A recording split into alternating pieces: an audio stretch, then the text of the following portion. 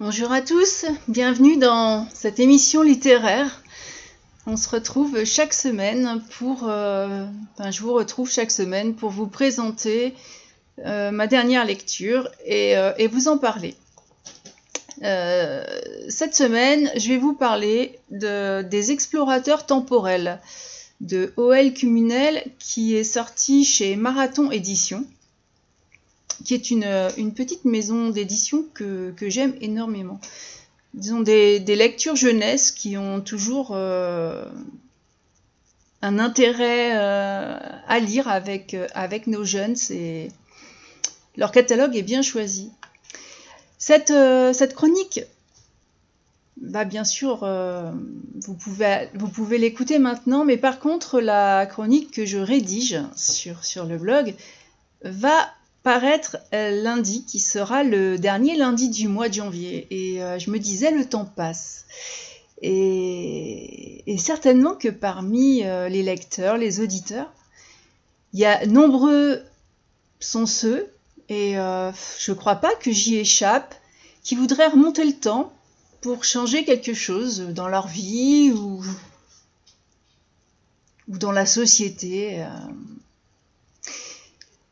Alors je vous rassure, je ne vais pas vous faire un cours magistral sur la relativité du temps d'Einstein, hein, c'est pas ça que j'ai lu.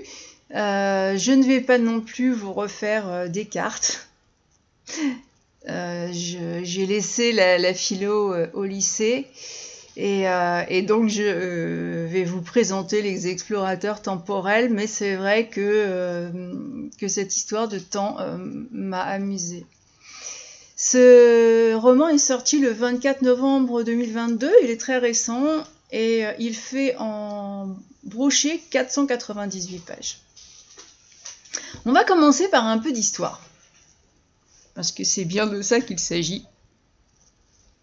Si vous aviez, vous, la possibilité d'assister à un événement de l'histoire de France, où est-ce que vous iriez ? J'attends les réponses. Alors Thello, qui est l'un de nos personnages principaux, lui n'a pas choisi sa destination touristique puisque la société Exploration Temporelle a son propre programme avec qui est fait et choisi à leur manière. Donc en fait Thello avec ses amis Eloane et Loming, ils vont être aussi accompagnés par le père de Thello et puis Maëlle qui est historienne. Ils vont assister à la fameuse bataille d'Alésia. Et cette bataille reste un événement quand même assez décisif dans le déroulement de la guerre qui opposa Rome aux Gaulois. Et Alésia joue un rôle dans l'imaginaire collectif. Il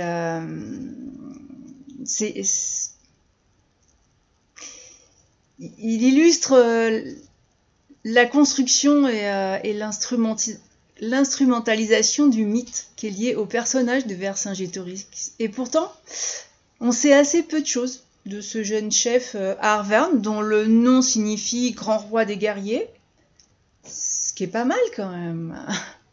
Mais en dehors de quelques traits de caractère qu'on connaît parce que Jules César lui attribue dans ses commentaires au niveau de la guerre des Gaules, c'est vrai que c'est une période qui est assez méconnue puisque les Gaulois transmettaient beaucoup par oral. Mais au XXe siècle, le chef Arverne est parfois salué comme le premier résistant de France. Donc il a vraiment marqué notre histoire. Alors comment accéder au voyage proposé par la société Exploration Temporelle ?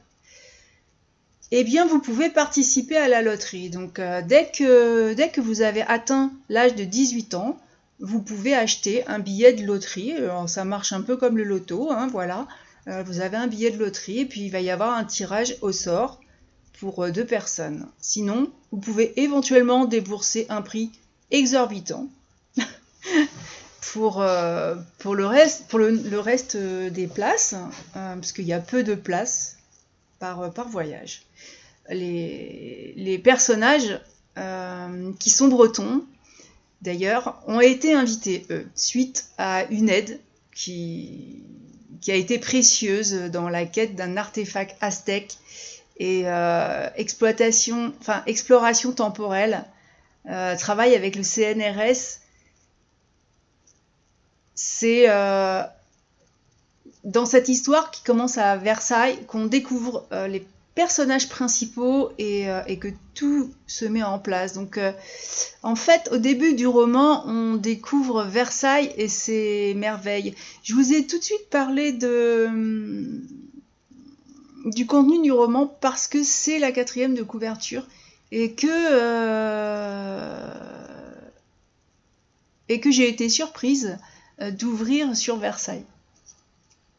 Enfin, moi, en tout cas, j'ai été complètement envoûtée par cette première partie, parce que ça m'a embarquée dans le château, enfin, dans le parc du château, que je connais bien, et tel qu'on le connaît aujourd'hui, tel qu'on peut le voir aujourd'hui. Alors, c'est vrai que quand j'étais en région parisienne, j'ai eu la chance d'y passer toute une journée, donc les grandes eaux. C'est vrai que c'est magnifique. C'est une œuvre architecturale et c'est à voir au moins une fois dans sa vie. Là, on le voit d'une autre façon parce que parallèlement, on le voit aussi en juin 1965 parce que dans leur secteur recherche, cette société, évidemment, fait de la recherche et puis faut bien payer. Le tourisme paye la recherche.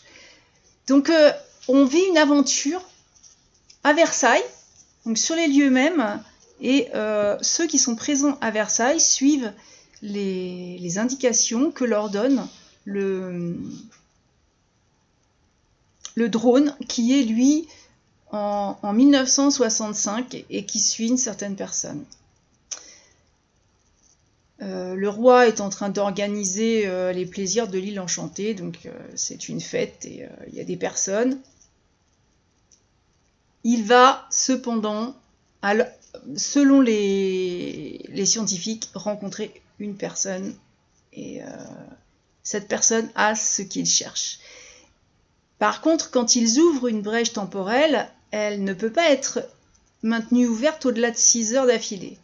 Du coup, c'est prenant, c'est une véritable course contre la montre qui va s'engager pour le plus grand plaisir, en tout cas le mien, des lecteurs. Je vous laisserai découvrir l'aspect technologique, la courbure de l'espace-temps, la façon dont l'auteur a présenté les choses, qui je trouve est originale. Mais en tout cas, la chasse au trésor qui nous est offerte en ce début de roman est une magnifique quête. C'est extraordinaire. On va de Versailles jusqu'au Morbihan et c'est là que des cueilleurs, nos protagonistes, interviennent, puisque dans le Morbihan, ils profitent d'une journée en mer et je ne dis rien. Mais concernant le golfe du Morbihan, une légende raconte que les fées, chassées de la forêt de Brocéliande, avaient empli cette mer de leurs larmes, puis y avaient jeté leurs couronnes, donnant naissance aux îles.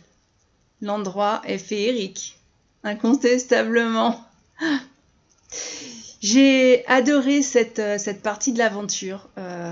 Vraiment le décor somptueux de Versailles. Il y a beaucoup de mystères, il y a eu une quête, des rebondissements, la présentation des personnages et de la société exploration temporelle et de son fonctionnement avec une fluidité qui est vraiment exceptionnelle.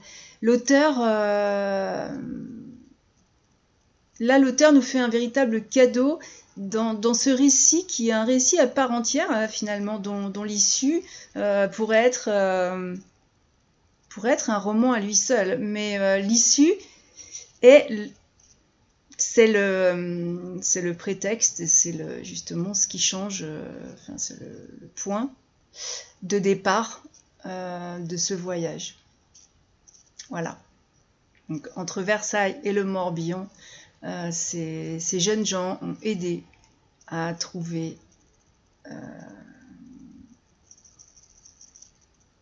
ce que recherchait le CNRS. Et pour les remercier, Exploration Temporelle leur offre donc ce voyage dont le thème là a été décidé à l'avance, hein, qui est la bataille d'Alésia. Alors, est-ce que vous êtes prêts pour l'embarquement ? Versailles, on ferme les portes, on va prendre place dans une nacelle en direction d'Alésia et comme dans chaque voyage touristique, vous avez un guide et Maël guide les visiteurs du temps tout en présentant Vercingétorix, les Gaulois, Rome. C'est une version historique très instructive avec un intérêt particulier et justement parce que c'est une lecture jeunesse, c'est vrai que je me suis dit c'est chouette, c'est vraiment très bien fait parce que c'est une formidable manière de réconcilier nos ados avec l'histoire de France et si j'avais encore des ados à la maison, ce serait pour moi un prétexte parental pour justement les engager à vérifier la version de l'auteur dans les rayonnages de la médiathèque. et voilà, et d'en faire quelque chose de très intéressant, parce que quand c'est ludique, on retient tellement mieux. Alors malheureusement, c'est aussi dans cette partie où le résumé de l'éditeur dit que l'expérience vire au cauchemar, puisqu'il va y avoir une rupture et qu'ils vont être bloqués sur la bataille d'Alésia. Et ça... Donc, tant pour les passagers de la nacelle, bien sûr, mais pour moi, lectrice... Ouais, bon, je vais pas dire que ça vire au cauchemar, c'est un peu fort, mais la plume qui était si fluide au début, c'était tellement intéressant, c'était tellement bien décrit, là tout à coup, l'histoire m'a perdue autant dans l'action que dans... Il y a des longueurs qui étaient soporifiques, vraiment, enfin j'utilise le terme parce que oui, ça m'a endormie. Et il y a vraiment, à de multiples reprises, j'avais cette lecture en numérique. Alors c'est vrai que c'est pas... Je lis plus facilement sur les versions papier, mais bon, quand bien même, j'ai refermé souvent ma liseuse pour passer à autre chose. Hein. Et il a fallu que je me pousse et que je fasse preuve de beaucoup de volonté pour reprendre cette lecture parce que j'avais l'espoir de retrouver quelques repères, des indices, et puis pourquoi pas un super rebondissement croustillant. Donc ça, dans le but d'éviter de spoiler, je vous laisse sur ce suspense irrésistible. Mais dans les sciences dites exactes, le temps est une donnée universelle invariable. Et pourtant, on est d'accord que nous n'avons pas tous la même notion des heures qui s'écoulent. Notre horloge n'est d'ailleurs pas synchronisée avec la rotation de notre planète. Hein. C'est pour ça que de temps en temps, on a un jour de plus en février.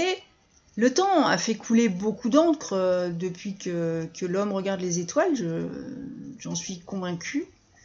Le voyage dans le temps reste lui aussi comme, comme une graine, un grain de sable. C'est quelque chose qui titille dans l'esprit, que ce soit des écrivains, des artistes, des réalisateurs de nombreux films de science-fiction. Hein, il y a beaucoup de... Et l'auteur pose quand même, lui, une question qui est très intéressante, c'est celle de l'éthique. Pour moi, c'est très important parce que le voyage dans le temps, s'il est possible, et s'il était possible, peut-il changer le cours de notre histoire ? C'est une question à se poser. Alors, il y a d'autres réponses que le changement du cours de notre histoire. Mais il y a forcément un bouleversement et dans une question éthique, même si on en avait la possibilité, c'est comme pour beaucoup de choses d'ailleurs, comment l'utiliser? Je vais refaire aussi une parenthèse sur mon avis lecture, parce que dans la partie lassante, là où mon point de vue, c'est mon point de vue, c'est vrai que ces longueurs je l'ai ressenti comme ça, mais c'est pas forcément, ça peut plaire à beaucoup d'autres lecteurs, donc j'insiste sur le fait que c'est vraiment mon ressenti. C'est une partie où vous serez témoin de combats qui sont imaginés par l'auteur entre les légionnaires, les Gaulois. Vous aurez même la primeur de quelques détails que l'histoire de nos manuels scolaires n'ont pas précisé, mais est-ce que je vous recommande ce livre? Si vous êtes curieux, sachez que moi je partagerai cette lecture autour de moi. C'est pas parce que j'ai trouvé que c'était lassant que ça l'est réellement. Voilà. Et alors je vous pose la question, est-ce que vous avez envie de le découvrir? Malgré ce petit bémol que je pose, qui n'est pas non plus...